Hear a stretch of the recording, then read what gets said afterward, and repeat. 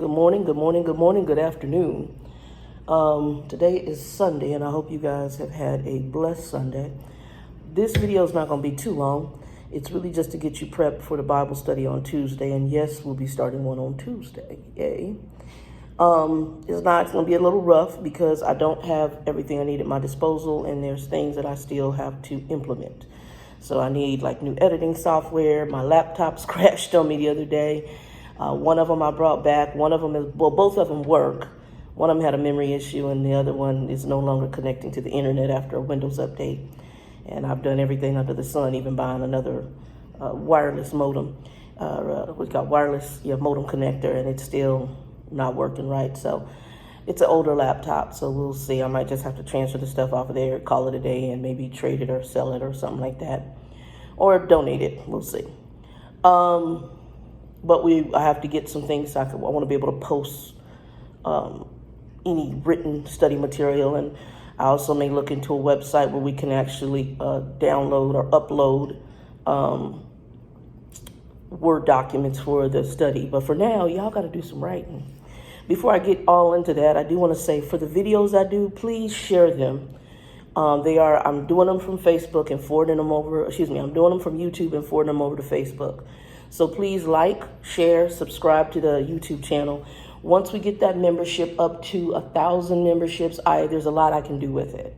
It gives me extra tools that I can use. I run a trucking channel too, because I do have a CDL where I drove a truck. I now work for a trucking company. But anyway, that's not what this is about. Y'all always start like that, right? So the Bible study that we're doing is going to be called the Who series, okay? And it's going to be a series of Bible study, a series on the Who. I'm going to leave it at that on what it's going to be. And it's, I will tell you the focus is who God is and who we are. So the Who series. And I feel led that it's going to truly bless you because it's been my position and stance even when our early days of Christianity, when I started in Christianity, and when I became Christian at the age 9, 10, I had a very unique hunger for God. And once I was at one church that kept it very simple, but it didn't quench all the questions. And because of that, I think we sometimes, I know we sometimes walk powerless in our Christian walk, and we get beat up so much by the devil and we fall. And I fell a lot of times. But I read some books back in the day, Christian books, and with just the Holy Spirit showing me some things, I realized that as Christians, a lot of it has to do with we really don't know who He is, and we don't know who we are. And because we don't know those things and we don't understand our association to God, we have a general knowledge, but we don't really truly know who He is. And we don't really know who we are. Not in the sense that Shannon is Shannon every morning, I'm this heavyset black woman who gets up, or, I'm a minister, or I have these other things of my life. Not that. I'm talking about the deeper things, like, why is it that I long for this God? Why am I looking for something spiritual? Why does most of mankind do that? What is it about me that's similar to God, and why? What is it about God, and who is He? And why is there like 3 different types of references to Him? God the Father, God the Son, and God the Holy Spirit. And what is the character of each one, and how do they tie into each other? And then how do they tie into me? We're going to get into that. So I'm going to give you some scriptures to start off with. Last night I did a little bit of study, and I kind of have an idea. I got to put it together, but I got my little notebook and put it together on what we do. We'll be talking, y'all saw some triangles. Y'all going to be drawing triangles too. We'll talk about that later. So I want you to start off with some scriptures. And this is just pre-reading. So I'm going to give you pre-reading, and I'm going to give you what I call bonus reading. And that's up to you to read it, but I think it'll give you some foundational understanding. So we're going to start off with Genesis chapter 1, verses 26 through 31. I want you to read Jeremiah chapter 1, verses 4 through 10. Now, Job, I got some heavy reading for you, but you'll understand why later. So Job, go ahead and just start in chapter 38, and you might as well go on and read through 41. And then you're going to go to chapter 42. So you're going to read all the way, chapter 38, all the way through 41. All of 41 too. And then you're going to read chapter 42, verses 1 through 6. So I'm going to go back. Genesis, chapter 1, verses 26 through 31. Jeremiah, chapter 1, verses 4 through 10. Job, start at chapter 38. And go and read all the way through the end of chapter 41. And then for chapter 42, verses 1 through 6. Bonus reading. Why don't you guys go ahead and read bonus reading Genesis 2 and Genesis 3. So I gave you all some stuff that'll get your foundation. We're going to start on Tuesday.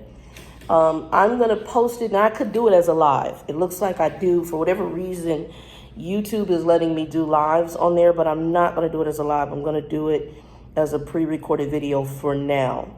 Once we get the channel growth on YouTube up, then we'll start doing lives and have a little bit more of an interaction going on. But for now, I'm only going to do it as a pre-recorded video and upload it.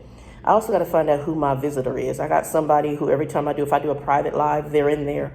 And I don't know, because private lives, you shouldn't have been there. I did a private live to my internal group. I have an internal prayer group that I did. Wasn't anything critical. It's just some encouragement for those ladies. And I don't know if they are employed by YouTube or if there's somebody who's jumped into their account somehow. So I am having that checked on as we speak. But for now, I want you guys to be blessed. I am going to just say this to give some spiritual advice in this hour. As the states are opening up, seek God, y'all. Seek God on getting out here and all the other stuff. I know my company, my supervisor told me they were going to start gradually bridging people back in June. I have some very serious underlying health issues, actually, because of, and I'm one of the groups, right? One of the high-risk groups.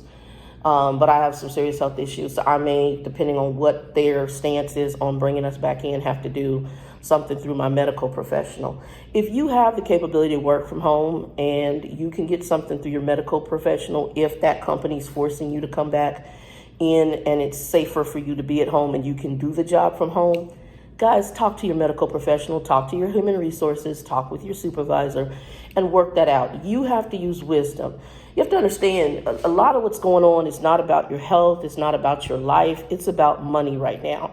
And so our government and other governments have taken a stance like, well, the virus is out there. We ain't got no cure. Some people will live from it. Some people will die from it. Oh, well, that is really the stance. And, you know, that's a heavy duty stance. You've got a lot of people. We've got the protesters out here who don't understand the severity of it because it has not touched their house or their home. You've got people, I talked to a driver at my company last night that by the time I got off the phone, I needed to take a mental health break because it was such a bizarre conversation where this gentleman told me that the virus was the flu, that he knew that there was a vaccine coming and that there was already the cure and it was going to be distributed soon and it was going to be a combination of, I think he said, hydrochloroquine and erythromycin. I was like, you know, so, and you have to listen because it's amazing to me what people believe and what delusions and lies they will fall for. I'm going to say this. There's things being given out by our government, things given out by different health organizations that are supposed to be advising us. We don't know who's who, what's what, what's right, what's wrong. What you're going to have to do is do something the Bible gives you, which this hopefully will help you in this study, called discernment. And you have to discern through what I call the minutia, the crap, the doo-doo, and discern the right things to do for you, your household, and your family. And you have to take those steps. For me, right now, going out, I don't go out in the petri dish, but hopefully I've gotten it down to once a month. I've got to go out to get bill stuff because I do either money order or I pay by debit card, but my rent and stuff, I usually pay by money order. It's just how I've always done it. And if they had debit card, I would do that immediately. I don't give out you can pay with your routing number. I don't give out routing numbers. I used to work for banks. I don't give that out. I don't. So you have to wade through the minutia. That's the best thing I can tell you is you need to wade through the doo-doo. And unfortunately, I'm going to say that again. Unfortunately, there's a lot of doo-doo, okay? There is a lot of doo-doo. And there's a lot of lies. And I'm going to say this to you. So like the hydrochloroquine, the reason they're not using that anymore is because people were dying from the use of that. Sometimes people will tell you something. Let me put this like this. I have family members. I have some friends who either are pilots or are flight attendants. I have close friends of mine whose husbands are pilots. And I'm going to tell you a little secret about something. And I learned this back when I was in college. If the plane is getting ready to crash and those masks drop down, those masks aren't going to save you.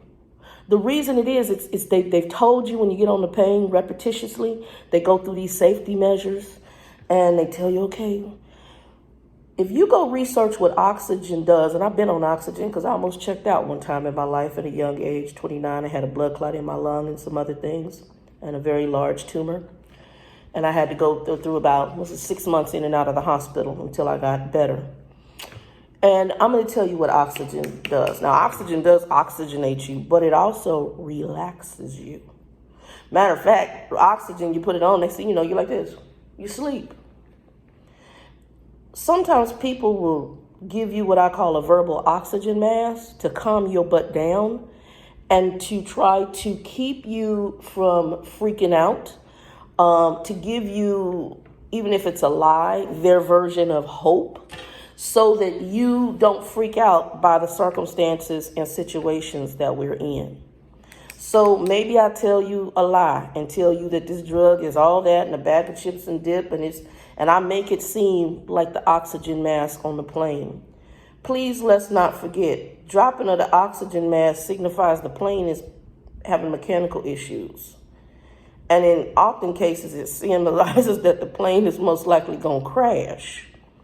And if that plane that's high up in the air crashes, the outcome of you walking away from it is very rare. So in essence, all I'm doing is preparing you to die.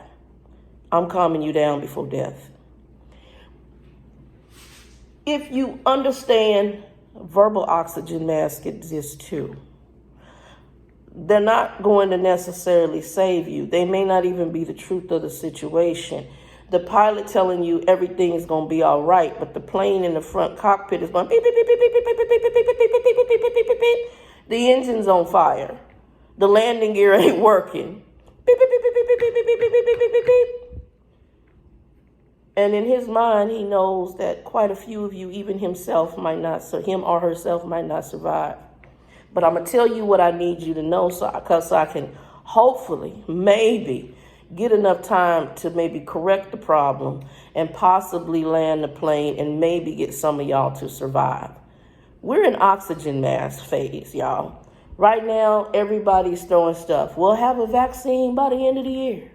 Let me explain something. If the vaccine ain't together, it ain't been fully tested, you don't know what's what. We got 500 different vaccines going on right now. We got some in Israel, some here in the U.S., some over in another country. Europe is doing vaccines. Everybody and their mama doing vaccines. Bill Gates, supposedly, who's a freaking software person, is doing vaccine. Everybody and their mama is in the vaccine business. Also, you have to look at behind the scenes. Medical in our country, especially medicines, is a very lucrative business. It's money. And don't go by the dumb stuff that, we're going to create all these free, honey, for now. But the future of what that vaccine or vaccines will be worth is a whole nother can of worms. There's a reason why we have medicines that are making tons of money for diabetics and heart. The whole industry between food and medicine, child, it's a hotness. We need to have discernment in this hour of what's truth and what's a lie. A gentleman that I was on the phone with, very sweet man, he was a veteran, I realized he is highly deceived. Oh, they told me my father died of COVID, and he only died of a heart attack. Okay, have you researched what this virus does? HIV and AIDS is a virus, okay? I had friends that died of AIDS. What did AIDS do? It diminished your immune system so some other disease would kill you. And people died of some horrible, nasty stuff. Cancers and what happened to their skin and all the stuff that they died of and the way they died. Some of it was diseases we ain't seen in years. It's just totally sad, the belief system and the mindset of some folks. The Bible tells us that God gives us a measure. I think he can give us a measure of sense. And some people don't have the measures of others. And all you can do is pray for them in their delusion, in their infancy of understanding, in their lack of discernment. You, hopefully watching this, have the Holy Spirit of God on board. And if you prayerfully do, he will give you discernment. And you will be able to see the foolishness around you.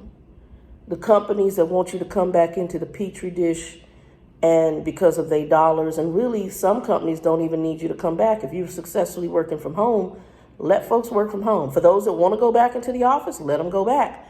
But offer those employees that. I have a friend of mine right now. She's up just north of me, and her company extended their work from home until October. They're not taking the risk. I respected that. I don't know who she works for. I'm going to find out. But I respected what they did because it made sense. They're not going to risk she's an essential worker. They're not going to risk them coming in there. And next thing you know, you're losing essential workers to the virus. This virus exists. I have too many people close to me, very close. People I've gone to church with, people I was there for their children being born. One of their children came down with this. Their ex-husband came down with this. And I have too many people close to me.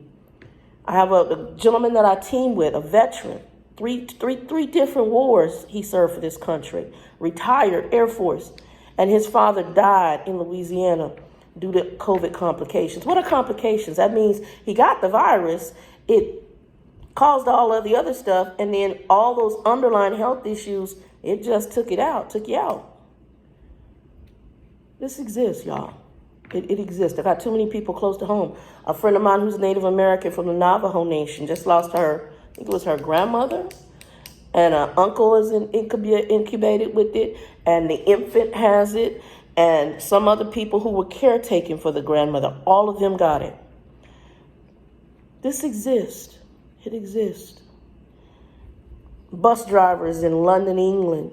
Guy comes on the bus and just decides he has it, and I guess he wants to take some people with him. So he coughs on the bus drivers. Both of those women are dead now. Guys, it exists. Okay, this virus is real. It's not a hoax. It's not the flu. If you go and look at the medical, like I said, I've been reading a lot. I follow some doctors. One of them actually she basically been on the news 10 years, sister, out of PA. She's on Fox, she's on CNN. She is a, a resource, an expert resource. I've been following her. Come on, she's a family medicine doctor and she's a general practitioner for family, and she's given expert advice. Even that lady, she's the one I found out about what the side effects were hydrochloroquine, and she kept saying, please make sure before you ask or use this drug, you make sure your medical professional has good understanding of your health background. She's not pushing it, she did it, and she didn't get caught up in the political part of it. Use wisdom. This right now is not about politics. This is about life. It really is. It's not about right or left. It's not about Republican or Democrat. Them fools can keep doing what they're doing. They can stay in their foolishness because they want power. Honey, we are God's children, and we need to walk in wisdom and insight. And don't get me wrong, World Health Organization, I have some issues with it. CDC, I got some issues with them too. But there are certain guidelines that they have that I can use my discernment to use. Right now, you can't find hand sanitizer. I got to make my own. I bought, and I'm going to be Christian. I'm Christian, love the Lord. I bought a bottle of Everclear. It is a liquor. It's 151 proof. You can get up to 191 proof. You mix it with aloe vera gel. This is aloe vera gel, and if you want some essential oils for scent, and put it in a spray bottle, it is now a disinfectant. You just got to keep it at a 60% level. And there's different recipes online and through the World Health Organization on how to make it. So I'm making my own homemade hand sanitizer because I'm running low. I got a bunch of these things around here, but I'm running a little bit low on those, and you can't find it really in the store. I think my buddy Joe found one, and it actually is something by the World Health Organization at one of the local grocery stores.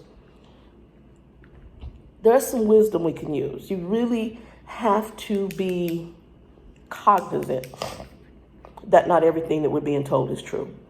So I want you to be prayerful, and I want you to be prayerful as to what the conspiracy theories are you're using, believing in vaccines that have not happened yet. Also, some of the testing is not accurate. Some tests they have that are only doing 50% accuracy, which means that it could tell you, yeah, you're positive, or no, you're negative, and you go into work thinking you've been positive and that you've already had it, and the next thing you know, you're sitting in a hospital. We got a lot going on. There's 5 million tests out there to try to tell you. Walk in wisdom. Walk in some wisdom, y'all. See, for me, I'm like, where's the original test? We need the original test. The one y'all was sticking up people's nose and coming back 5 days later, because at least that one, it sounds like y'all had only a 15% variance. That's a lot better than 50% wrong. Walk in wisdom, y'all. Don't fall for the air mask coming out the plane and thinking the plane ain't gonna crash. You can pray that the pilot and God's miracle working power work together and we can land the plane as safely as possible. You can pray. You can pray that maybe you one of the ones that'll get off the plane even though half the plane and more are gonna die. You can pray. But would it not be better to walk in wisdom, to understand the situation, to make sure your house is in order before the plane crash? I'm just saying. And then for those who are just like the gentleman, I said, well, if it's your time, you're going to die. You're just going to die. Well, this is true. But because I don't know my time, I also am not trying to be in the hospital sick, coughing up lungs, being sick where I don't know where I'm at. I don't know who I am. I'm having to put in a coma so they can put me on a ventilator to keep me breathing with the hopes that maybe the plane don't crash and I don't die. So I don't want to go through that kind of sickness and then have months of recuperation just to build my lungs back, to build my kidneys back, to be on dialysis or whatever the secondary diseases are that are going to happen out of this. You know, I think back, I was around during 9/11, and I think back, and I'm going to end this here in a moment, to 9/11. And all those people that went out there, and God bless them, the first responders, and a lot of them are dead now because they got cancer from all that dust and chemical and whatever was in that building that they inhaled, trying to save other people. See, while their intentions were good, and God bless them, what I'm trying to say is, we have to walk in wisdom. Probably had they known, they might have had masks, they might have avoided some of what they walked into. But they didn't know. But we have an advantage. This isn't a random terrorist act. Well, it might be. This isn't a random terrorist act in the sense that it's something we can, it just happened out the blue. With this one, we actually have steps that we can take to be preventative. We can do the distancing. We can do doing the mask. And if people want to go out there and don't wear masks and risk it because they just think it's the flu and it's no big deal, let them go through their journey. That's their journey. That's their plane ride, not yours. Walk in wisdom. That's what I'm going to tell you. I hope that you guys are being blessed. Again, please please share this out. If we can get our YouTube channel up to 1,000 membership, they're going to give me additional tools that I can use to minister and to spread the word even more. Facebook, we're growing on Facebook. Actually, I have two. I have the Revelation Life, just regular ministry page, and the Revelation Life group, which is a private group. If you guys want to, I know some of you watch the regular Revelation Life page. You also want to join the group. Sometimes we put additional information in the group setting. And if I do lives, I will always do the lives in the group. And in the group, you do have to be a member of that Facebook group. You have to be approved. Not everybody just comes in. I have to watch because some folks is just stupid. And I'm not trying to I'm not going to sit and argue God's word. I'm not going to sit and have a bunch of foolishness when it comes down to what I sense is the goal for this ministry. And it's really to help new and existing believers reach the level of maturity you need to, and hopefully you become discipled and then you start discipling. So I just want to speak blessings over you guys. Be prayerful. We will start the Bible study this Tuesday. Go ahead and read those scriptures we gave you. And please walk in discernment in this hour. And prayerfully, if your companies are trying to force you back and you have the capability of work from home, talk to your medical professional, work with your HR department, and see what you need to do to stay work from home, which is something I may do. I want to do it if I can, just long term, because health-wise, I'm noticing even on my blood pressure level, I'm a diabetic. I can get to the bathroom quicker. My blood pressure's down. I'm more relaxed. And even I think my performance is somewhat a little bit better on some things. So, yeah, I'm feeling the love. But definitely during this virus, I don't have any desire to go back into the petri dish of other humans. I don't. And I ride the bus right now until I get a car. So right now I'm getting stuff from my apartment. And then my next move is I'm waiting right now because unfortunately during this hour, there's going to be a lot of cars that are going to come up for sale. But then it can also be a blessing for the other person and a blessing for me too, especially with people who are going to have losses of jobs and things like that. There's going to be some good deals on some decent cars. So I'm not looking at junk for what I want to pay. Anyway, guys, 2 and 2, be blessed. 2 and 2 means peace and more peace. I want you to be blessed. I'm not doing a major message today. I had some stuff, but I was like, I'm going to hold because we're going to be talking Tuesday. And God he showed me some stuff last night that blew my wig back because I've done this a little bit before in a study, but what he showed me last night was some stuff I was like, it was like one of those, all right, Lord, thank you. Anyway, you guys be blessed. See you guys on Tuesday. 2 and 2, be blessed. Peace.